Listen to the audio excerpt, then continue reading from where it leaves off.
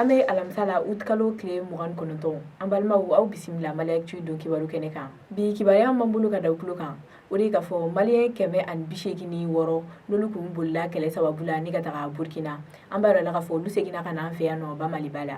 Kunnafoni minnu sera ma o y'a yira k'a fɔ ni mɔgɔ kofɔlen ninnu yɛrɛ kɔni bolila ka bɔ Mali la yan nɔ kɛrɛnkɛrɛnnenya la Yoro ni ka taga Burkina kɛlɛ de kɔni sababu la. Ko wa k'u kun bɛ Burkina wagati min na sa u kun b'u ka ɲɛnamaya kɛ école de kɔnɔna la. Ko nin wagati laban ninnu na Burkina ɲɛmɔgɔw de kɔni wulila ka s'u ma k'a yir'u la k'a fɔ ko école kɔni wuli kuma sera k'o de la olu b'a ɲini u fɛ u kɔni ka nin yɔrɔ ninnu bila.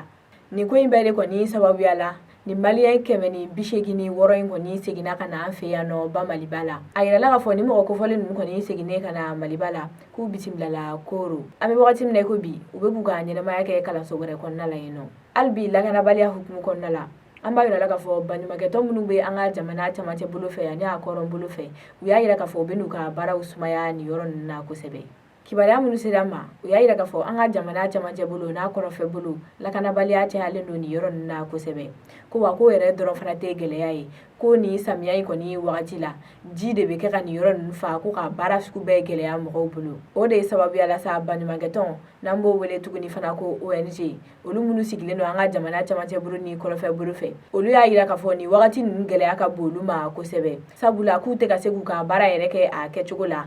ji bolo ani lakanabaliya. Nin ko in bɛɛ de senfɛ u y'a laɲini k'a fɔ k'olu kɔni bɛ n'u ka baara sumaya nin yɔrɔ ninnu na kosɛbɛ. O tɛmɛnen kɔ ka bɔ yen nɔ an bɛ taa sankaw fɛ yen nɔ. San commerçant n'olu ye feerekɛlaw ye olu y'a yira k'a fɔ ko degunba b'olu ka impôt ko ni taxe ko kɔnɔna na. Kunnafoni min sera ma o yɛrɛ k'a fɔ sibiri tɛmɛnen mankan wulila sankaw fɛ yen nɔ commerçant ni u ka ɲɛmɔgɔw ni ɲɔgɔn cɛ sabula olu y'a yira k'a fɔ olu bɛ wari min sara taxe ni impôt la k'o ka ca ka tɛmɛ olu kɔni bɛ mun sɔrɔ u ka feerefɛnw na. O de ye sababuya la ni mɔgɔ kofɔlen ninnu kɔni wulila ka t'u ka nisɔngoya yira u ka ɲɛmɔgɔw la. Ni mɔgɔ kofɔlen ninnu ka nisɔngoya yira hukumu kɔnɔna la u y'a yira k'a fɔ ko gɛlɛyaba min b'olu ka nin baara in na k'o y'a ye k'a fɔ fonctionnaire n'o ye jamana baarakɛlaw ye olu bɛɛ kɛlen don feerekɛla ye nin wagati in na ko wa a kɔlɔlɔma yɔrɔ yɛrɛ ye min ye ko fonctionnaire ninnu kɔni bɛ wari min sara impôt la k'u ka dɔgɔ ka tɛmɛ olu commerçant lakodɔnnenw kan. U ko o de senfɛ olu kɔni sera u ka ɲɛmɔgɔw ma ni ka nin kɔni da u kɔrɔ u yɛrɛ k'a lajɛ. U kɛlen k'u ka degun ɲɛfɔ u ka ɲɛmɔgɔ ye n'o ye chambre régionale de commerce président ye.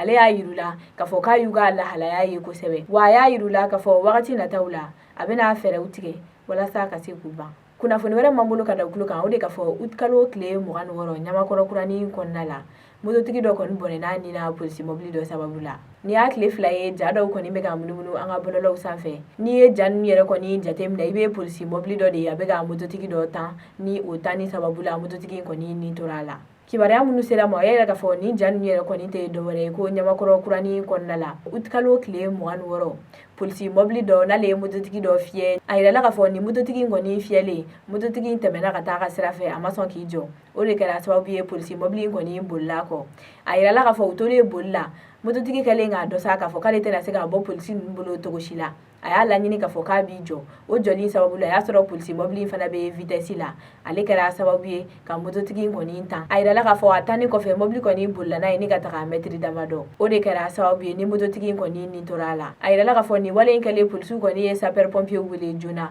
ko nka o mɔgɔ ninnu kɔni nana sɔrɔ mototigi kɔni nin bɔra a la. An bɛ yɔrɔ min na i ko bi an b'a yirala k'a fɔ nin ja ninnu kɔni tɛ bɔlɔlɔ sanfɛ bilen sabu tununna tuncogo dɔw la wa an tɛ se k'a sɛbɛntiya fana k'a fɔ ko sɛgɛsɛgɛliw bɛ ka kɛ nin wagati in na walasa ka ɲɛ kɔni dɔn nin ko in na. Kunnafoni kuncɛ la an b'a yirala k'a fɔ Tɔnbɔkutukaw fɛ yen nɔ jɛkulu dɔ bɛ yen nɔ n'a bɛ f'o ma ko plateforme des jeunes leaders olu y'a yira k'a fɔ wagati nataw la olu bɛna taa tagamaba la. Kunnafoni min sera ma o y'a yira k'a fɔ plateforme des jeunes leaders n'o ye Tɔnbɔkutukaw ka jɛkulu ye olu y'a yira k'a fɔ ko wagati damadɔ dɔrɔn olu bɛna taga tagamaba la. U y'a yira k'a fɔ olu ka nin tagama in a bɛna laban dagasigi la gouverneur ka dagayɔrɔ la ko wa k'u ka nin tagama in kun tɛ dɔwɛrɛ ye k'u b'a laɲini premier ministre fɛ a ye laɲini min kɛ ni k'a fɔ k'u ka Lere ni Tɔnbɔkutu sira kɔni dilanni jɔ. Hakililajigi la an b'a yirala k'a fɔ nin kuma in fɔra premier ministre fɛ ani Kayikaw ka siratigɛlaw ka ɲɔgɔn ye senfɛ n'o kɛra tɛnɛ tɛmɛnen. Nin ɲɔgɔn ye de senfɛ premier ministre ka kumaw la a y'a yira k'a fɔ ko sira min bɛ ka dilan n'o ye Lere ni Tɔnbɔkutu cɛ sira ye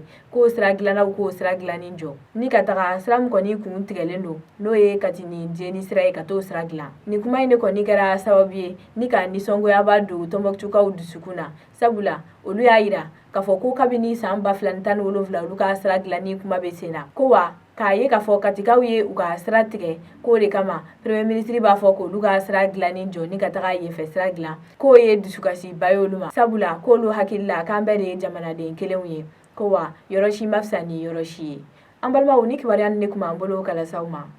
aw ni ce a ka kulomajɔ la aw k'an bɛn a ɲɔgɔnna wɛrɛ ma